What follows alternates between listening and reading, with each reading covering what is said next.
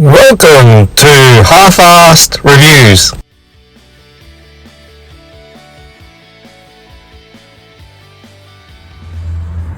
Ooh, I didn't actually press record before. But look, that's nice. How come you're wearing makeup today? To take away from the fact that I look like a tomato. And you're wearing a red shirt. I know, it's terrible decision on my half. Anyway, so we're in the new A200 A-Class as a loan car. Let's see how she goes. Wow. Bit loud.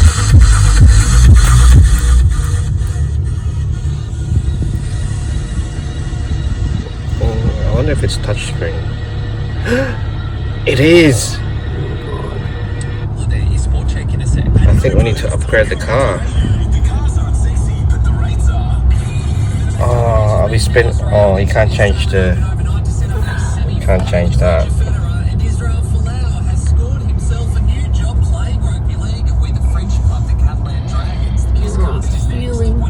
I wonder if you can change the color.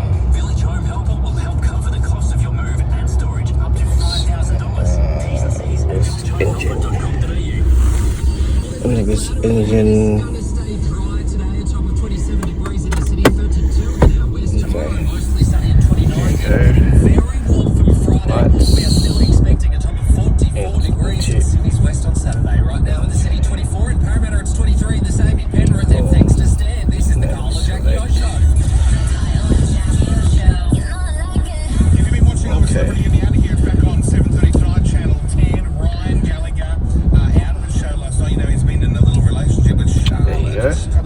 You can actually change it.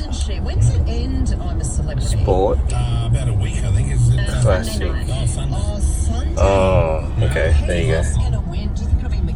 I think Sport looks better. How could you say that? He's so lovely. I just don't get it. Like, it's nice. I think he's lovely. I've met the guy many times. Oh, I believe him. What did I do? Oh, I turned it off. Alright, that's enough. Let's get to work. We're in these, what they thought was crocodile infested waters, but it wasn't, and they had a fake crocodile in there. Oh, yeah. The producers were like, guys, there's a crocodile. No, I think you can get it. Coming for them, so I control one. Yeah, okay, alright. Let's go. Hello, Benders. It's Chris here. So today is the 31st of January 2020, and I just happen to have with me at the moment I believe to be a 2019 Mercedes-Benz A200, but it may well be the 2020 model because it's January 2020, and it's only done just over 1,000 k's with me driving it for the last 2 days. Now, my 2017 A45 AMG is with the dealership at the moment for a service, and they just had to take a few more days with it because it's going to run out of warranty at the end of February, and there's a few issues that I wanted for them to check and hopefully cover it through warranty. But anyway, I've got 10 minutes to review this car. So I don't usually review cars, but given the opportunity that I've got two types of A-classes from two different years, we'll see a few differences in the usual exterior and interior upgrades and the new technology in the car. So I'll just switch on the car because it's getting hot. Start. So it's just that keyless start. Make sure you put the air conditioning on. Okay, so apart from the usual interior and exterior upgrades that you normally get from manufacturers when they upgrade a model, there are some really big differences between my 2017 AMG and this A200. More noticeably, when you enter the car, you've got a full screen display, color display, and funnily enough, this is all touchscreen. There are two independent displays which can display the same information. I'll go through that in a minute. So you've got that. Then the really big change is, I don't know if it's the same for the 2020 AMG because I haven't released it here yet, is the gear stick. The gear stick actually it resides over here, if you could see. It takes getting time used to. I've had it for 2 days, not 2 days worth of driving, it's only going to and from work, so twice in the morning and twice in the afternoon I've done it, and so that's the major difference. I still find myself reaching over to the center console to change gears. Having mentioned the center console, what you have here is like a mouse pad, obviously your home keys, your arrow keys, your return keys. You've got your dynamic control, so it's no different to my other car. I have driven it in comfort and sport and individual. I actually configured the individual to have the sporty engine configuration and the steering. What I did find is that I'm not a fan of the individual config with the sport steering. It feels really heavy. You either go comfort or you either go sports mode. Mentioning sports mode, I was driving it today, and it's like a cross between a sports mode plus and a sports mode in the AMG. It keeps the high revs, very responsive. Steering is good. It keeps the revs up. One thing I did notice is that it prematurely enables or activates the ABS. So if you're hooning around the corner and you want to brake harder than usual, it will, or it has for me anyway, and it has engaged ABS. And the other thing that I did notice is that the seat belts, apart from the normal, I know you could adjust it, but I've only got the last 2 days to review to test all the things, but it initially you put it on, it will tighten up like my other car. But what I did find is that if even in comfort mode, if you brake suddenly, it detects it and will actually tighten up really hard for you, preparing you to an imminent accident. But it's I'll probably turn that off if I did ever have this car. But yeah, that's for the seat belts. Interior wise, I actually like the interior. Very nice. I like this flat bit here. I like the main screens. These seem a bit plasticky for me, but it does the function. I like the toggle up down switch type, and because it resembles an aircraft. There's this little resting here. Takes getting time used to it. If you do end up touching this area here, you'll end up changing a few things on the screen. This particular model has a sunroof, suede type of interior. I will go in the interior in a minute, but while we're inside the car, one thing that's really interesting is these controls on the steering wheel. These two black things I found out today, they're actually mini trackpads or mouse pads, and the right hand side takes care of the front screen in front of you. The left hand side actually takes care of the center one that's sort of in the middle of the car, so you can change all these things. At the moment I've got the engine stats in there, but if I go home, you see it change, and I move my thumb, it actually moves. So I'll probably put it to navigation, and that's it. If I go to here, it's pretty much the same menu, but it appears on this side. One thing this is the standard view, the display, and I have been driving in the sports mode, which is that in red. You'll see when I go up, you'll see those little dots there. Swipe left and you'll get the dots up to the left hand of the dial there, and same with the one on the right. So you get it there. You scroll down while it's there, it actually changes the dial to whatever. So I can have the navigation there. I can even have the navigation on the middle screen Oops, let's get back one. It's on the middle screen, or I can even go full display. So you could do that with all the options on the menu, but that's going to be a bit not good there. So I'll probably go back to trip. Yep, and see this car has only done a total of 1,059 kilometers since new. So that's, I'll change it to navigation there. I'll probably put it back to the way it was. If I scroll across the other side, you get your clock. There's a whole heap of things you can customize the screen for, which is great. I wish I had this in my car, something to play around in. But yeah, that's pretty much a screen.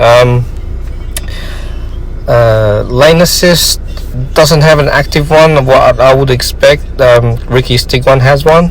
It will actually steer for you for a little bit if you doze off, but it will vibrate. I don't think this one has park assist, but when you do actually put it in reverse, you get bird's eye view, which is great. Okay, drive again. So that's actually good. It helps you, but it is still a bit, what do you call it, it'll take time to get used to, but I still prefer looking outside physically. So I've got it in drive. I'll put it in park and we'll quickly have a look at the exterior, and then we'll close it off, and I'll have to do a review of the A45 2017 model. So this is a sedan version, so it is a loan car. So at the back, it's pretty good. So take away the A200 and the Mercedes-Benz badge, and it'll probably look like a Corolla. But if you go down the side, it's got a better stance than a Corolla. But overall, I've been happy with the car. Drives really well. Not a really big fan of the triangular, trapezial, or hard corners on the headlights, but nevertheless it's good. Excuse the mess, but the seats do fold all the way down, so you can put your golf bag in there if you do like playing golf. But yeah, overall we were impressed. See, it's 4:05. I meant to bring this back at 4 o'clock to pick up my car. Now they're the noticeable differences between the 2017 model AMG and this 2019/2020 A200. One of my gripes, I can't for the life of me figure out what that temperature is. It's definitely not 56.5 degrees Celsius outside. I'm thinking it might be the engine bay, or there's something wrong with the sensor. Normally that's a temperature for the outside.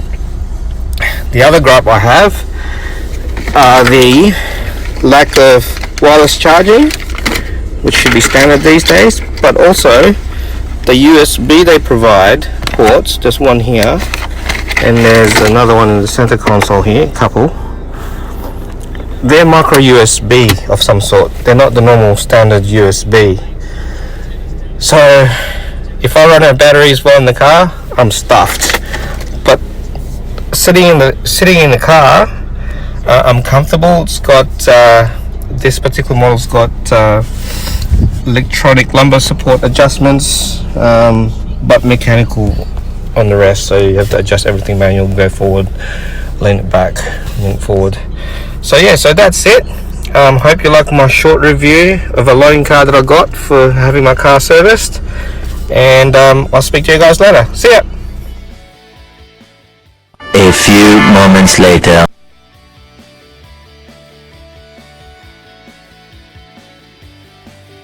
Welcome to Half-Arsed Reviews. So, welcome back.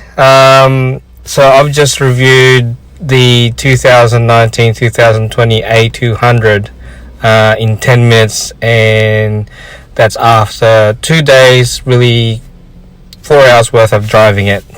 So I've decided anything that I review from now on that's not a full review, and I have no intentions of doing full reviews at this time, will be called half-arsed reviews.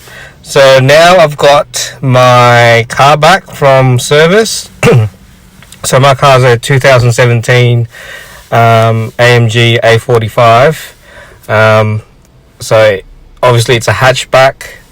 The one that I reviewed earlier on today is a sedan, and it's an A200 2020.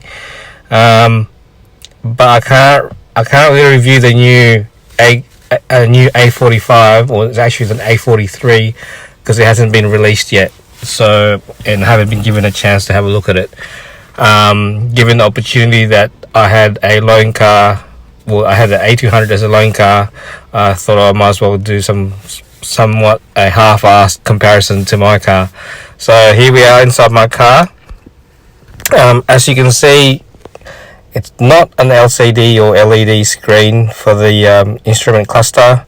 I do have the single screen in the middle console for my navigation and engine management and whatever comes with the car. So like before, when I reviewed the car, let's start at the A200. Let's start my car. So there she goes. I just got the aircon up because it's quite hot today, so it's 36. It's actually 36.5 at the moment. But as you can see, my screen's still loading up. It's not touch screen.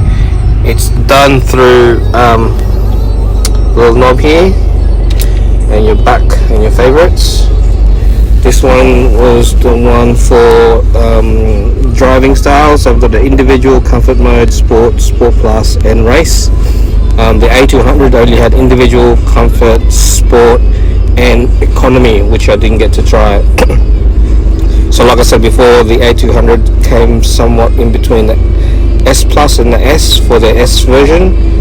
Comfort is pretty much the same. Let me just turn the volume down of the radio so I can do it from here. So no scrolling, no touch scroll on here. I got the phone, voice command, pick up the phone. That's the hang up, mute. And then I've just got my toggle arrows for that screen there. So if I toggle up, it shows me different things on there. Then I've got my back and OK to any messages that comes up in the MFD. As far as the main screen is concerned, the only way to do it is to push up and scroll left or right, push down on the actual knob to select. You can actually move this side to side. So if I push up, I'll get the option navigation, radio, media, same information as you would get from the A200 earlier on, but there's nothing else really you could do. It doesn't really look as fancy as the A200, although I could show you the same sort of information from before, where dynamic select, that's for the sport mode, well, the I here, where is it, that one, rarely touch those. Engine data, that's as fancy as you're gonna get with my one, as far as the display being nice and pretty and colourful. If I put Sports Plus, this is where it all makes a difference. Or even race. I put it in race. Give it a rev. I don't know if you're gonna hear it. That it usually goes back in. I don't know if you heard that, but you get the crackle. So I'll put it back to comfort mode. Apart from that, I've got the usual cigarette inputs, and obviously my USB ports are the normal USBs that we're used to. Air conditioning, everything all the same. As far as performance goes, obviously this is an A45. It does perform a lot better. So I've got the sunroof like the other one. I've got the bucket seats. They're heated. Everything's electric lumbar support, electric movement, aft and forward, up and down. You get the red seat belts, mind the mess, and you get actually at night time you can change the interior lights to different colors. I was just about to touch there, but it doesn't actually work on this because it's not touchscreen. So do that. You can actually change the light. I haven't done this for a while. The girls loved this when I first got it. You can actually change the color. See, you can change all the color, the interior lighting. You won't see. That's how it's going to look during nighttime. I'm colorblind, so it doesn't really matter. I'll probably go that color. Not that I'd notice because I don't hardly drive the car these days during the night. Yeah, so that's pretty much it on the interior. You got the carbon leaf interior. What else is there? I think that's it for the interior. Now if we go outside, so it is a hatchback, so it's here. So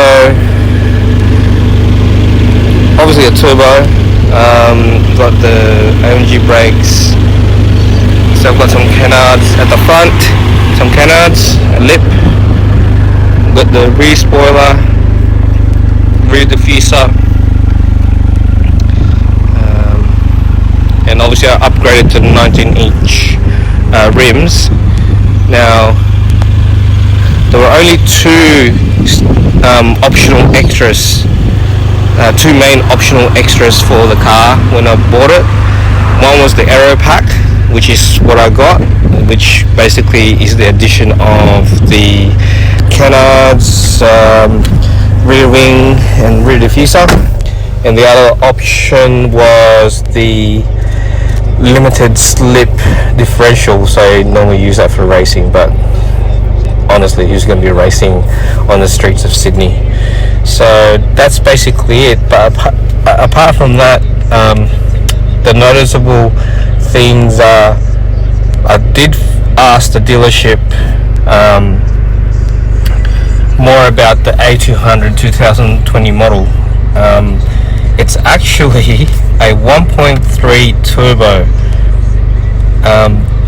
The way I was driving it today in sports mode and even in comfort mode, it didn't come across as a 1.3 litre. It was definitely more like a 1.8 sized engine, but probably naturally aspirated. But it did actually have a bit of pull to it when you go into sports mode. And the other thing was about the issue about the seat belts. My one actually just tightens up when you put it on. Yep, that's it, tighten up, and that's about it. But whereas the other one actually will engage if you do sudden braking. So there you go, that's my half-assed review between the 2020 A200 sedan 1.3 litre turbo as opposed to my 2017 A45 AMG. I don't think this review will be useful, but just gives you an idea of what the two cars are like. See you later.